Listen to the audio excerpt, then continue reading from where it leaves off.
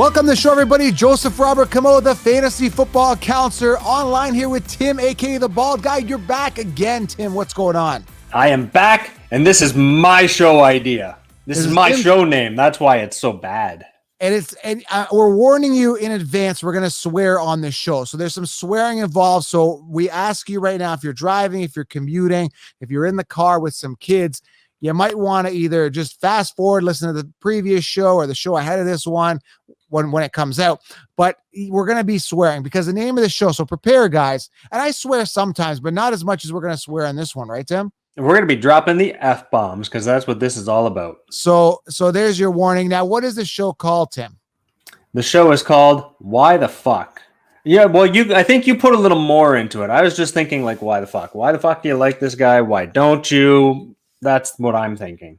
Can you explain a little bit what the show is about? Let's just get into it, man. You're going to find out in 2 seconds. I tell you what. Know what it's about. I'm not even 100% sure. This is your show idea. I'm kind of going with the flow here. I think you got a list of guys here that I probably don't like. Before we get in this show, though, Tim, whatever the show is about, head on over to manscaped.com. Use promo code ShowerLion. Tim's been shaving his balls every single day.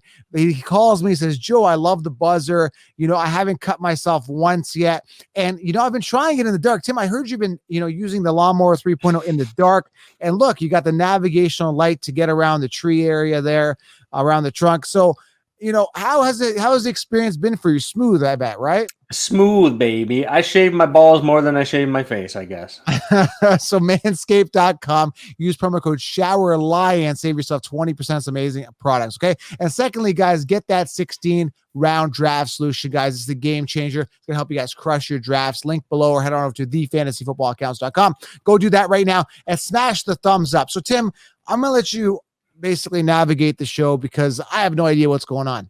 Good. This is something I think our fans are going to know. We combat on certain guys. We always talk bad. You'll talk bad about one guy. I'll say, no, man, what are you, crazy? That's what this is about. So I'm going to start it off right here. And I'm going to say, why the fuck do people like Cam Akers? Why is everybody so high on him this year, including you? Why the fuck not, though? I mean, the guy is... What has he done? He's done dick. Not about dick. That. Not about that. Although he is in one of those situations where he may have bust written all over him, but it's like a boomer bust situation. But McVay, the coach, now I don't typically trust coaches, Tim, but the coaches specifically said that he could be an every down back. And we saw that volume come up at the end of the season. So why the fuck would you? And he was still awful. Even when he got the volume, really.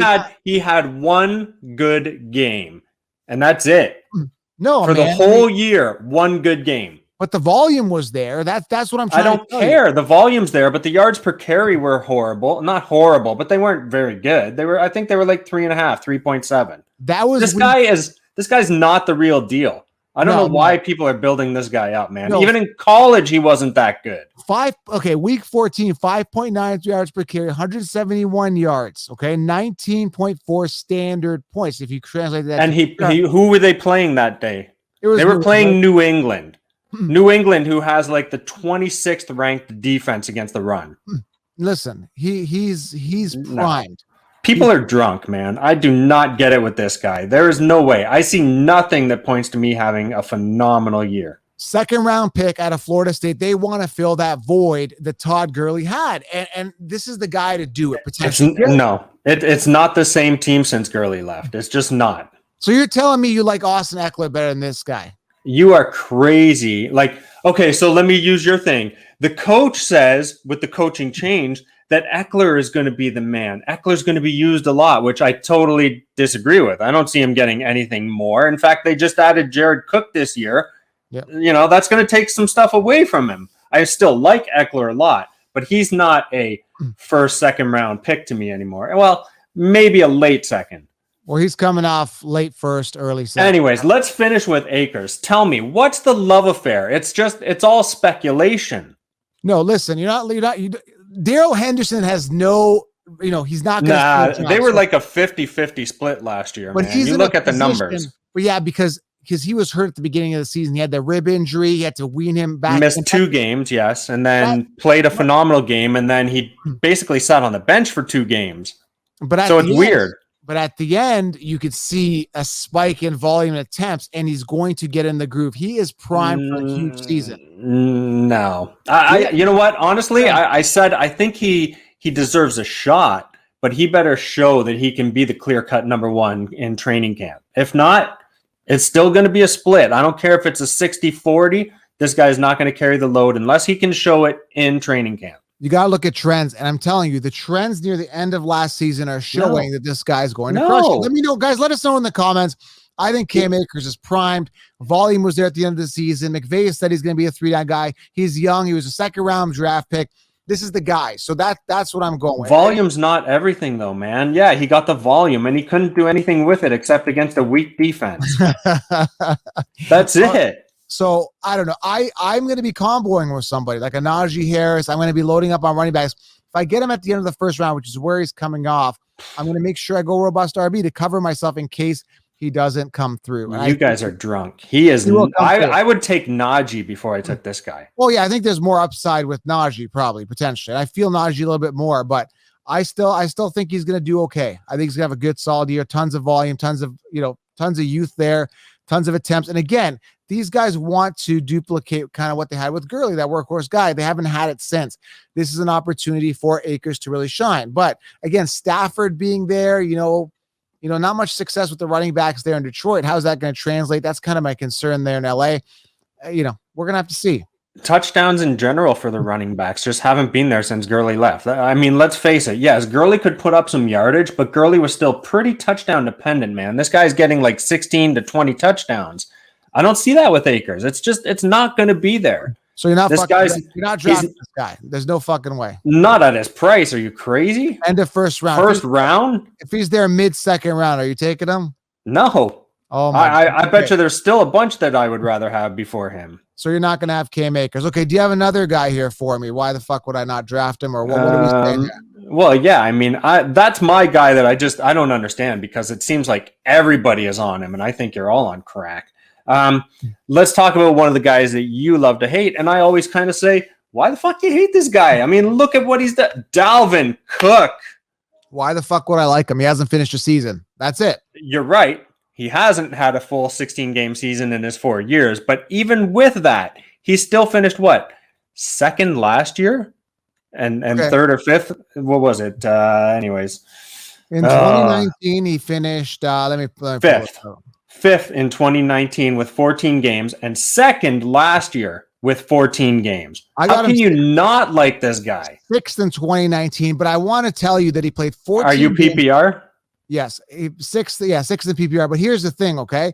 Dalvin Cook in 2019 missed the fantasy football championship. So you invested that early pick and he missed the fantasy football championship. So that sucks. I mean, this is okay. So what if you pick a stud and his team doesn't make the playoffs anyways? Who cares? At least Cook is always going to get you there. We're talking fantasy playoffs. So you're missing the point. So it was like week 16. It's your fantasy playoffs. I wasn't talking like regular. Okay. Yeah. Some people think reality and get that confused. No, he missed the fantasy playoffs. So it was week 16. Right. I should have explained that. Week 16, he wasn't there. And that's a big bummer to me. It's your fantasy football championships. It's that week in fantasy, and he misses that game. And Henry did that as well, though, by the way. I was going to say, that's kind of always the thing, though. Like if you're in the playoffs, you want to rest your studs. You want to give them that extra game. So, yeah, it's not really a cookie thing. It's everybody. No, but he wasn't resting. He was hurt that week. That's what I'm telling you. It still doesn't matter because even if he had not been hurt, if they're in the playoffs, you rest your studs, man. A lot of teams do it. I know, but yeah, he might have been injured, but who cares? I get it. I know you always say he's injured, but then you love other guys that are injured. You're huge on Saquon this year, right? Yes. And he missed almost all of last year. Because I really feel, this is my heart of heart, this is what I feel. Okay, Dalvin Cook, here's the honest opinion.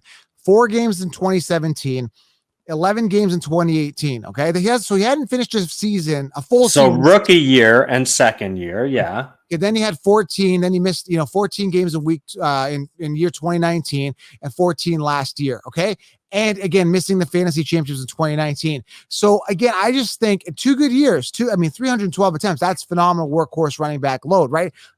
beautiful, right? Pinnacle year, 16 touchdowns, 1,557 yards. There's no way he's going to duplicate that. He's on his last legs. I really feel he's hit his stride. Whereas Saquon, he's got, bounce back year. He's trending upwards. He's got to have a big year. It's make or break for him. Whereas Dalvin Cook, he's paid, he's incentivized. He's kind of hit his stride. Like, I think that's it. He's going to get hurt this year. I don't see him finishing this year yet again.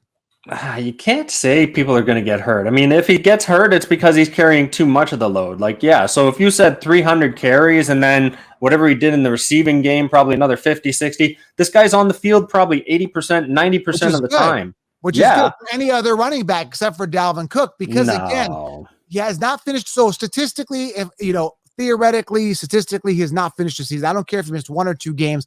Yeah. So I know he's missing 2 games for sure, without a doubt. So then I'm going to tack on another 6 to 7 games just for injury. I see this guy getting hurt by week 6 and out for the season. I don't trust him. I know it's terrible. It's still weird. You're still like super biased against a guy that produces. I don't care how he produces. I don't care what games he misses. Yes, he misses a couple. He still produces and is still a top 5 or top 6 2 years in a row. Yeah, and then you were dumping on him both years. Well, some people were saying last year when he lost his dad, I'm like, okay, he's motivated because that motivated me with what I do, and I was kind of on the cookie train. I was like, yeah, he's going to do well. But then I looked back at his statistics. I'm like, I think he's due for a decline this year. I really do. And again, I could be wrong, but I'm just going to avoid the problem of a guy not finishing a year. I'd have no problem taking Cook, man. This guy produces year in, year out. He's no problem. Even if he misses a couple games, I'm okay with it. So sticking to the theme, though, why the fuck would I draft a guy when I know he hasn't finished a season? Who cares? 14 games. Like, not a lot of guys play a full 16, man, especially when it's the studs. All right, let's move on from Cook.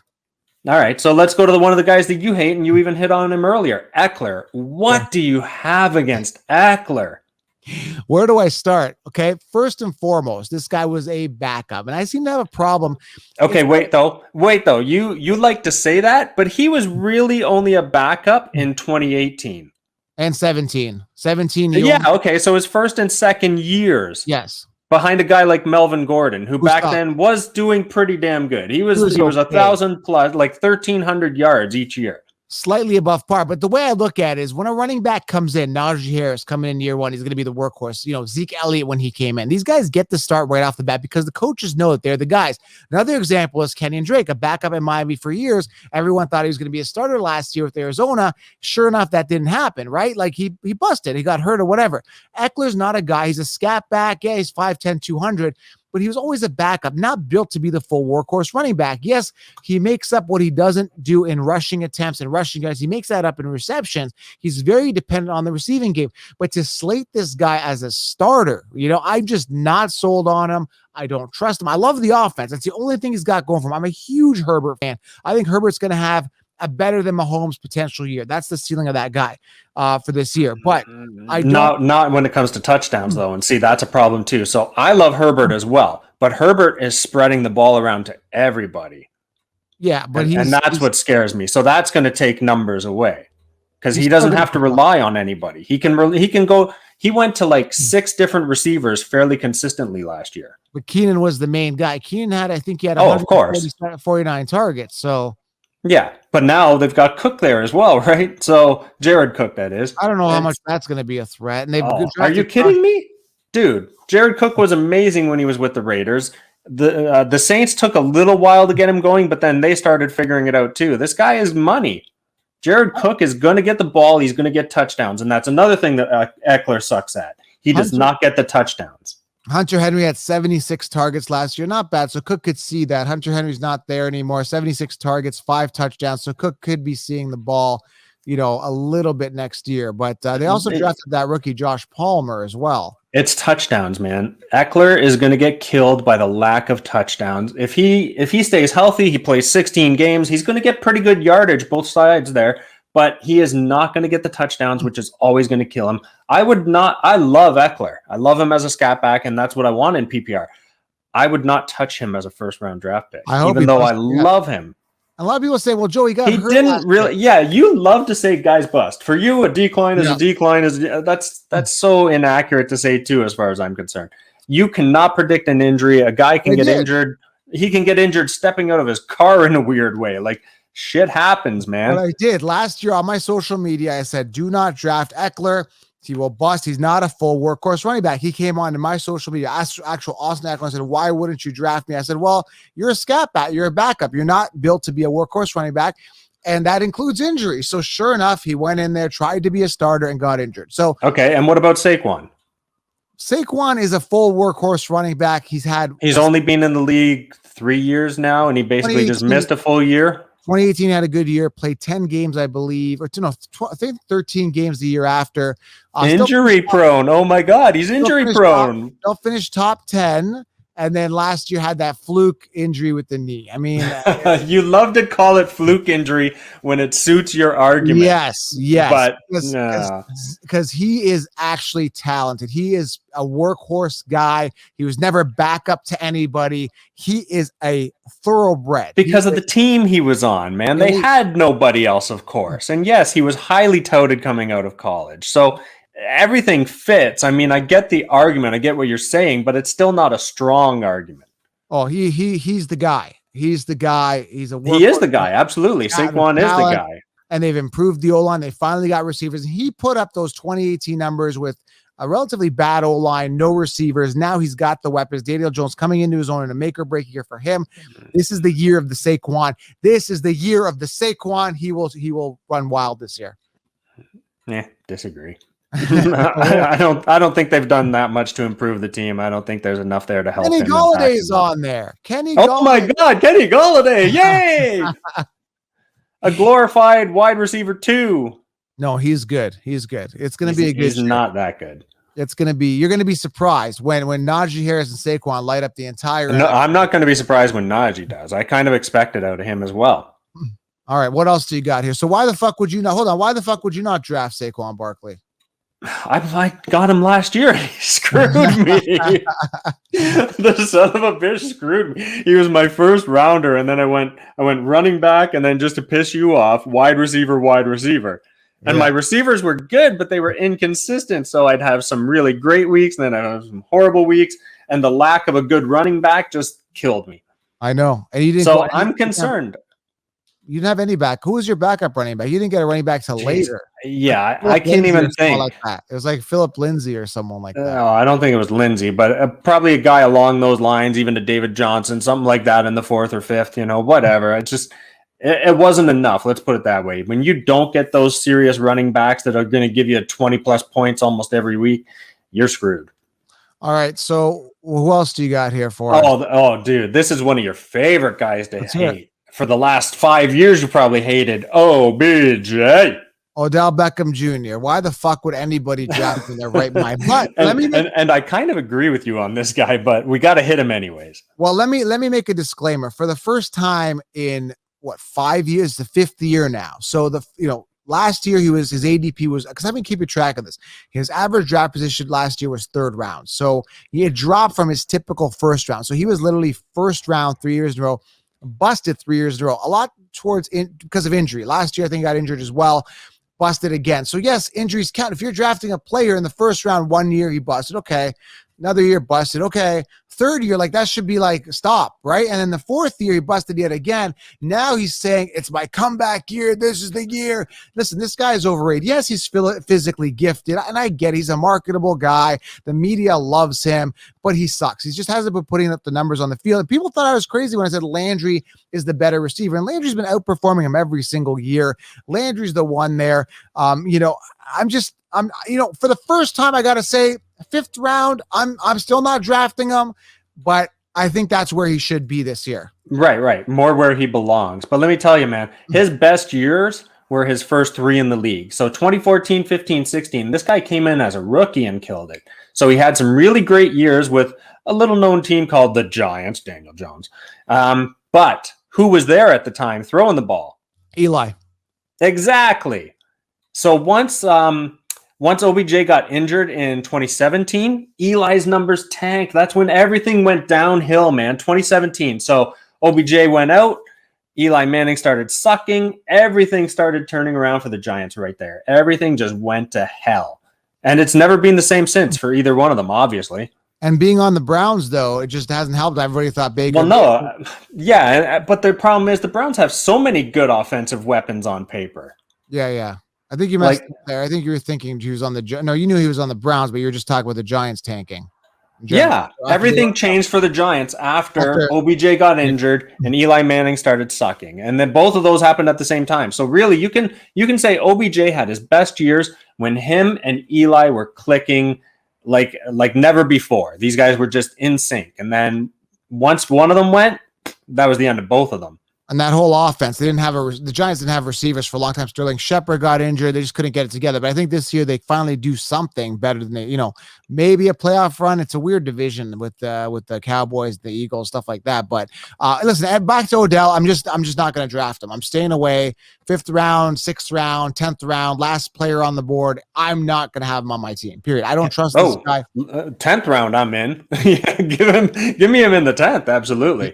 Yeah. If the price is right, OBJ is a great grab. But the problem is he always seems to go a little bit too high because people always think from his name, oh, I better get him, or else I'm going to lose him out. So what? Lose him. If the price isn't right, he's gone. Yeah. 4 years in a row, man. Busted. So again, I'm not sold on him this year. Why the fuck would I even waste my time looking at him? But a lot of people will. And I see him coming off boards, man, round 4. And it's like, oh my God. Come on. It's people that just keep on thinking, OBJ. He can make a great catch every now and then, which he sure as hell can, but it's not enough. I got a guy here for you. Why the fuck is anybody drafting him in the first round with Kareem Hunt there? But Nick Chubb, I know you and I agree with him. But let's break down Nick Chubb here real quickly. Okay. Last year, though. First round's a little early. Only a little. Even though these guys are like a 60-40, 55-45 split, they're both still amazing. What did they finish last year? Both of them were like 12, 13.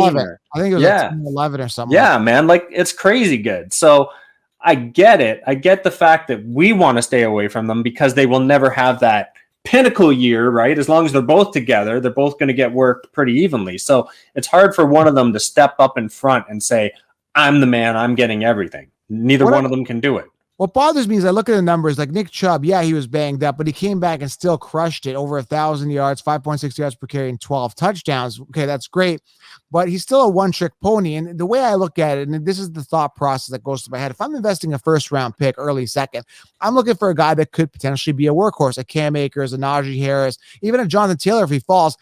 I mean, Jonathan Taylor might be in a committee with Mack and Naheem Hines, but that's besides the point. So why the fuck would I draft a guy knowing that 100% he's losing receptions? He's losing the receiving game 100% to Kareem Hunt. He's shown signs of injuries. Why the fuck would I do it? Well, people say, well, Joe, he's a workhorse guy. He's still putting up solid numbers. Yes, but I know that Kareem Hunt is there. But with other guys, a Henry, a Cook, even a Kamara, a Taylor, guys like that, Zeke Elliott, they're going to be the guys. They're going to be the guys. So why would I don't want to give up anything, especially that early. Do you get the thought process? Yeah. Oh, absolutely. I'm totally on board with you with these guys. So to me, once again, everybody has the right price. The problem is the price is too high on Chubb. He's almost the same as Hunt. So why is there such a difference in their ADP, right? If Chubb's on the board like late second, I'm grabbing him. To me, he's totally worth it there. I don't care for him. And then Hunt, early third, I'll grab him.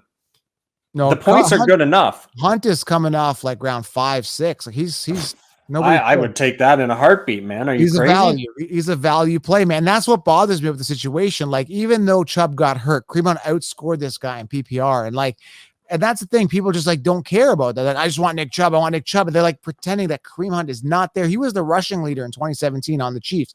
Like, this guy is no slouch, right? And again, I'm staying away. Why the fuck would I draft a guy knowing there's a guy that's equally just as good as him, for sure stealing the receiving yards? And people will say, well, Joe, a lot of people are in committees now. There's a ton of committees. It's hard to avoid it, but you can avoid it in the first round. That's why you go for guys that are workhorse. There's about 9 running backs that are workhorse running backs theoretically with no minimal committee, Yeah. I would never take either one of these guys first round. No way. Not enough value there. All right. Anybody else we want to talk about? Why the fuck would you draft? Why the fuck would you do it? Why the fuck you hate it? Well, if we'd have done a show like this a couple years ago, it would have been Keenan Allen. I would have been saying, what do you got against Keenan Allen? And you'd have been saying, oh, he's injury prone, man. But once again, it was like fluky, crazy injuries for him. And either way, he came back. Yeah, he had a good year last year, right? So he finally did okay. There's so many other why the fuck situations. Like, why the fuck is AJ Brown going ahead of Julio Jones? Okay, let's talk about that for a second. If you pull up Julio Jones' numbers, consistent as they come, yes, he's aging. Yes, he's getting older. Yes, he doesn't have Matt Ryan, and he's going to a team where AJ Brown is the younger receiver. You know, he did good when he caught the ball. I think he only had 106 targets last year, 106. He has that connection, that rapport with Ryan Tannehill. But the way I look at it is it's a run first team. Derrick Henry led with 378 attempts, more than anybody else. Even if, you know, and by the way, another quick point here you should note here, Ryan Tannehill was 18th in passing attempts, okay? 18th amongst quarterbacks. So you're not looking at a whole ton of volume. So if they do throw more, is there going to be enough to make AJ Brown a top 7 receiver? Because right now he's a top 7 receiver in PPR. Everyone's drafting him as a top, like really high. They're really high on AJ Brown, but I don't see it, especially with Julio Jones there. Now you could say, you can make a debate and argument that he's going to draw some of that double coverage. You know, Julio is, and it's going to open up things for Brown. Yes, but you're still a run first team. Tannehill doesn't throw that much. Even if it's a little bit of spike, you're looking at maybe 120 targets, which puts them just outside the top 10, maybe. Like, so I don't know, man. I'm not sold on the AJ Brown hype, especially with Julio there on a run first team. Does that make sense? No, absolutely. It makes sense. I mean, Julio is a yardage guy. He's always been a yardage guy. He doesn't rely on touchdowns. In fact, most years he only gets like 6 to 8 touchdowns. So, you know, with them having Derrick Henry being a run first team, Henry's getting the touchdowns. It doesn't matter who the receiver is, but Julio is still going to get his yards, man. He's still going to get a lot of looks, a lot of targets. Yep. He's still going to put up the numbers. He's going to beat AJ, no problem. That's what I think. I think he could beat him. And like, again, looking at the consensus, I think AJ Brown is like 7th, and I think Julio is like 12th on the rankings or something like that. But so if I see Julio there in the 4th round, that's pretty good value. But again, you're still dealing with a run first team that's, you know, around Henry. So that could work one of two ways, which is kind of, you know, it's crazy to think about. So you could say now that Julio's there, less stacked boxes, more open field for Derrick Henry, that could crush it. Yeah. Or you could say more passing attempts, more throwing, and less attempts and more volume for Derrick Henry. So I don't know. I think it's a win-win for Derrick Henry either way. But again, I think it's a lose for AJ Brown. But again, AJ Brown, everybody's on top of this guy, like thinking he's like the best, great player, but not with Julio there. Yeah, not the caliber of a Julio. I don't care that Julio is getting older. He still puts up 1,000+ yards every year, man. No problem. And it's just the touchdowns that always kill them. Another thing I want to talk about here, a couple more situations with the wide receivers here, and we can wrap this up unless you have another name. Let's talk about the Justin Jefferson Thielen situation. When you look at Adam Thielen last year, okay? Now, I think you had Thielen. You got him. He was coming off in like the 2nd round. Was he not typically? Yeah. Because he had a good season the year before. I think he finished 8th in the season before. Let me pull this up here. Adam Thielen, where did he finish? Let me pull this up here. I thought I had it up. So Adam Thielen finished in 2019. Where did he finish? He was to me, the whole thing was the Thielen Diggs situation, right? And with Diggs leaving, I thought Thielen was going to do great. In fact, it was Diggs who ended up doing better. But still, Thielen was good. Thielen put in the touchdowns. Right. So Thielen was a top pick either way. He was a top pick in 2020, but I was getting Jefferson for immense value. I was getting him in the 8th round. Now Jefferson, everyone's riding his dick because he had a great 1,400-yard receiving season. Everybody's on him. But now I can get Thielen. I know he's very touchdown dependent. I get it. But I can still get Thielen for immense value, 6th, 7th round, sometimes earlier, sometimes later. I don't have to pay a 2nd round pick like a Jefferson, right? So I'm like, I'll take the value with Thielen, man. Like he theoretically could be the one there. So there's so many situations where like, who's the one? Who's the number one there? Another situation I want to talk about here real quickly is the Cowboys. So Amari Cooper's always been the one there. I never invested him because he peaks at around 120 targets. CeeDee Lamb is the youth there. So now all of a sudden the Chiefs are like, okay, we're going to put CeeDee Lamb as the number one there because he's just younger. Like there's no real thought process, but here's the deal. Gallup, Lamb, and Cooper, all equally as good wide receivers. I haven't seen one guy emerge over those guys. They're all equally as good. I think Gallup's in a contract year. So Dak could say, hey, man, I got paid. I want you to get paid. I'm going to feed Gallup all season. We don't know, but it's a 3-headed monster where not one person emerges. So why the fuck would I draft anyone from there if we're not even sure who the one is? Yeah, absolutely. And it's funny because you used to not be so high on Cooper. It was when he went over to Dallas that you started thinking he was a good receiver. No, I never liked Cooper. I never had him on my teams, but look at the target share from last year. I know Dak was out, but look, 130 targets for Cooper, 111 for CeeDee Lamb, and 105 for Gallup. Like 5 touchdowns apiece. Like, who is the one there? Like, it depends on who Dak's going to gravitate to, but Dak's got the most chemistry, I would say, with probably Cooper, right? Cooper, Gallup, and then Lamb would be like his third option. So I really don't know, but CeeDee Lamb is being drafted ahead of those guys, which is ludicrous. I don't see it. No, I don't either. And I like CeeDee Lamb. Yeah, young guy, really talented. We'll see what he can do, but it's all about ADP, man. I mean, you like to say the Concheaptus and all that crap, but every guy is right at the right price. That's all there is to it. I don't care if you're a 5th string bench sitter, like if you go at the right price, then you've got some value. But everybody's overpaying all the time. Like last year, for example, Lamar Jackson last year, okay? Finished on top, right, in 2019. 2020 comes, everyone's drafting in the second round. Like, I think that's ludicrous. I'm like, listen, guys, pinnacle year, it's going to come down. Same with Michael Thomas. Pinnacle year, it's going to come down. Like, I would say 99% of the time when people have pinnacle years, unless your name is like Derrick Henry or Antonio Brown when he was in his prime, it's like these guys fall off after their amazing years, right? So even a guy like Derrick Henry last year, what do you have? 18 touchdowns, 2,027 yards, like 378 attempts. That's definitely coming down. How much? We don't know, right? So as long as he stays healthy, he'll be fine. But a lot of these guys fall off. Michael Thomas getting hurt. So again, like it goes back to you got to be aware, right price, right time. Don't overpay for certain players. Be smart about it and get that value, man. Like this year, like, am I getting Mahomes in the second round? No, I'd rather get maybe Herbert in the 5th. And he could outperform him. We don't know. But it's about getting the value. Last year, Josh Allen got him in the 6th round. Everybody was getting Lamar in 2nd. I went Josh Allen. Josh Allen outperformed Lamar. You got to know how to play it, Tim. You got to be strategic. Absolutely. You know what? We haven't really said anything. We don't need to get crazy on it too. But you even mentioned it earlier. Tight ends. Kelsey, Cook to an extent. God, why am I blanking on the Raiders? Who's the Raiders? Waller. Yeah, Waller. I mean, those are your 3 top guys now, and you tried throwing Kittle into the mix and stuff like that. Cook is devalued. Nobody cares about him. He is devalued now. Yeah, he's moved around too much. He was amazing when he was with the Raiders, lost a little bit when he went to the Saints. Now he's moved again. Yeah, so really you've got 2 guys. You've got Kelsey and Waller. After that, I don't trust any tight end. There's Kittle. I don't trust him to be a top-end tight end, though. And then there's Andrews, and then there's the upside of 2 guys that I'm really high on. Hawkinson, because there's no receivers there at all. I mean, Amon-Ra St. Brown is the rookie they brought in Detroit.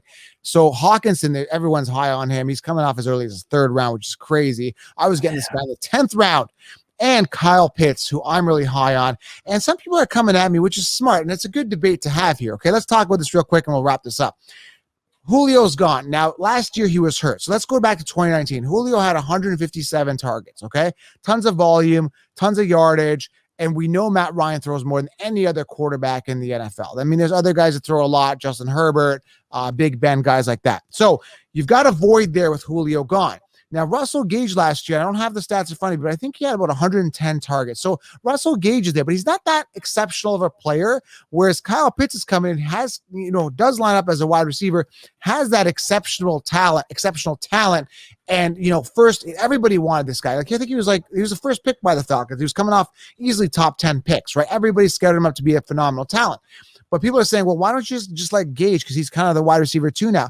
I think a lot of the volume is going to go to Pitts. What are you thinking? Do you think it's going to go more towards Gage, more Ridley? Is Pitts going to be the next Julio? We don't know. This is a big question. But that's why Pitts is so appealing for upside to me. I love him. He's not going to be the next Julio. Let's put it that way. Julio is a yardage guy, but when they first drafted Pitts, I was like, why the hell? Why would they do that? They had so many targets already, so many great receivers, and then they're bringing in this highly touted tight end. Like, why would you put and then they got rid of Julio. So now I'm like, yeah, baby. Okay. Now I see Pitts has some really good value. So now I think he's got the spot. He's, tight end typically gets those touchdown passes. I think he's primed for a great year now. But when Julio was there at the beginning, I was like, no way. For sure. I'm not spending the price on him.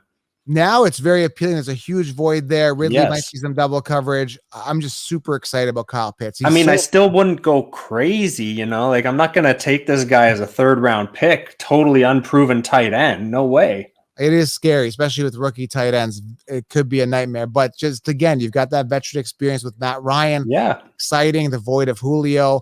And again, the talent, the physical talent of this guy, it's really super appealing. So Hawkins and Pitts, those are 2 guys to watch this year.